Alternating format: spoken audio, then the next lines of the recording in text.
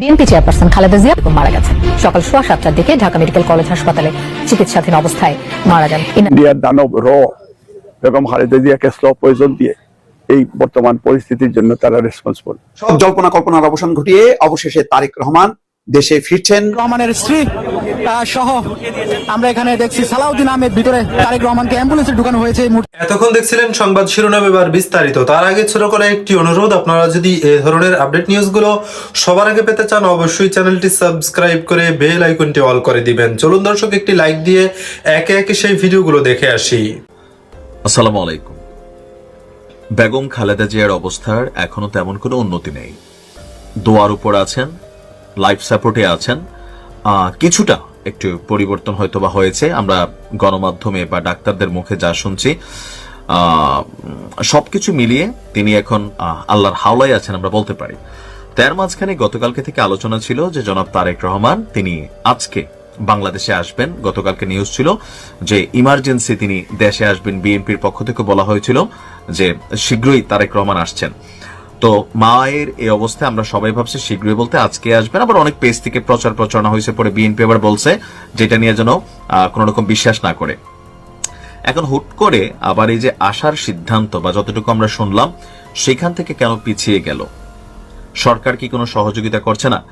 সরকারের পক্ষ থেকে বলা হয়েছে তারেক রহমান যে আসবে না, তিনি এখন আসতে গেলে এই মুহূর্তে সরকার জানবে। কেন জানবে? কারণ ওনার পাসপোর্ট নেই। উনি যদি আসতে চান তাহলে থেকে ট্রাভেল পাস নিতে হবে। আর সরকার বলছে সর্বোচ্চ প্রায়োরিটি অর্থাৎ 24 ঘন্টার মধ্যেই তাকে তার ট্রাভেল পাস ইস্যু করে দেওয়া হবে। তো এখন পর্যন্ত একটু আগে আমরা যখন আমি নিউজটি করছি, পররাষ্ট্র উপদেষ্টা তৌহিদ সাহেব তিনি বলছেন যে জনাব তারেক রহমান এখনো ট্রাভেল পাস চান নাই। যদি তিনি চান তাহলে তাৎক্ষণিকভাবে সেটা আপনার ইস্যু করা হবে। এছাড়া তারেক রহমানের কাছে পাসপোর্ট আছে কিনা কিংবা তার আসার ব্যাপারে সুনির্দিষ্ট কোনো তথ্য ওনাদের কাছে আছে কিনা, তো আমাদের পররাষ্ট্র উপদেষ্টা বলেছেন এই মুহূর্তে কোনো ধরনের সুনির্দিষ্ট কোনো তথ্য ওনার কাছে নেই।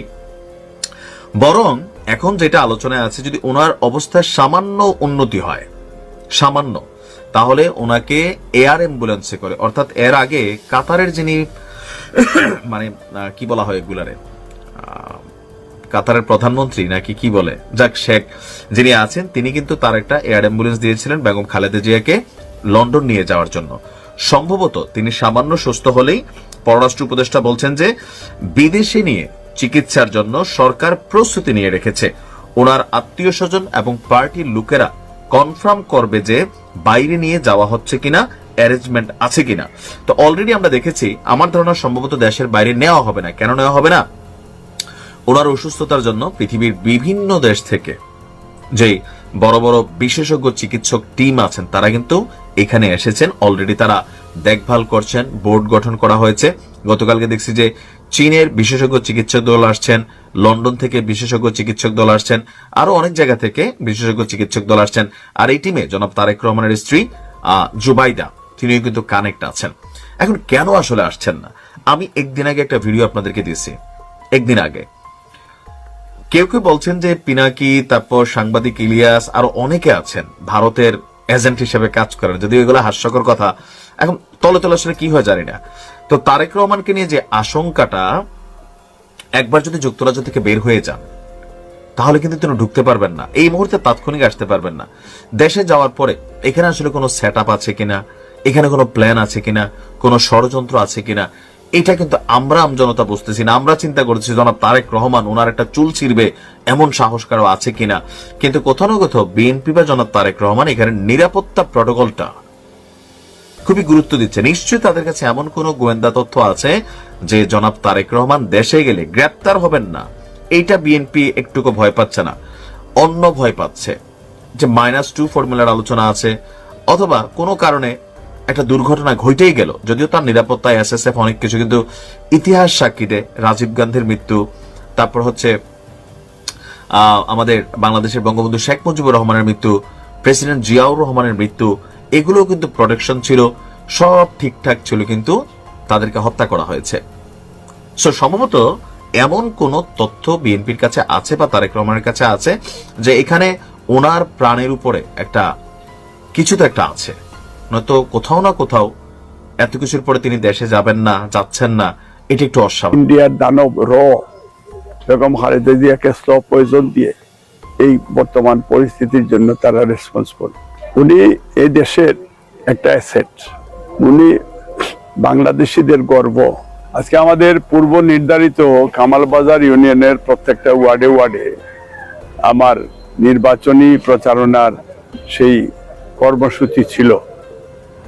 এটা আজকে আমরা নির্বাচনী প্রচারণাকে আমরা স্থগিত করে আমরা দেশনেত্রী বেগম খালেদা জিয়া, উনি অসুস্থ, ওনার সুস্থতার জন্য প্রত্যেকটা মসজিদে মসজিদে প্রত্যেকটা ওয়ার্ডে ওয়ার্ডে আমরা আজকে এই দোয়ার আয়োজন করা হয়েছে।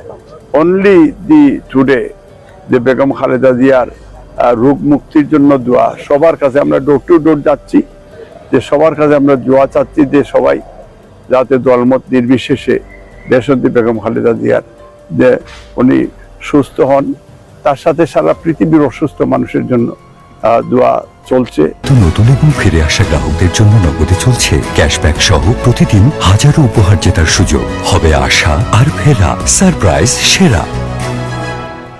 এবং শহীদ যারা, রাষ্ট্রপতি জিয়াউর রহমান বাংলাদেশের প্রথম প্রেসিডেন্ট, মহান স্বাধীন বাংলাদেশের ঘোষক, মাল্টি পার্টি ডেমোক্রেসি শহীদ জিয়াই দিয়েছেন, ওনার জন্য দোয়া। যারা শহীদ হয়েছে এই দেশের জন্য, তাদের জন্য আমরা দোয়া চাচ্ছি, দোয়া হচ্ছে। এবং আজকে ফাইনালি বেগম খালেদা জিয়ার জন্য সারা পৃথিবীর বাংলা ভাষাভাষী মানুষের কাছে আমাদের এপিল থাকলো, আমি বিএনপি চেয়ারপারসনের উপদেষ্টা হিসাবে সবার কাছে দোয়া চাচ্ছি।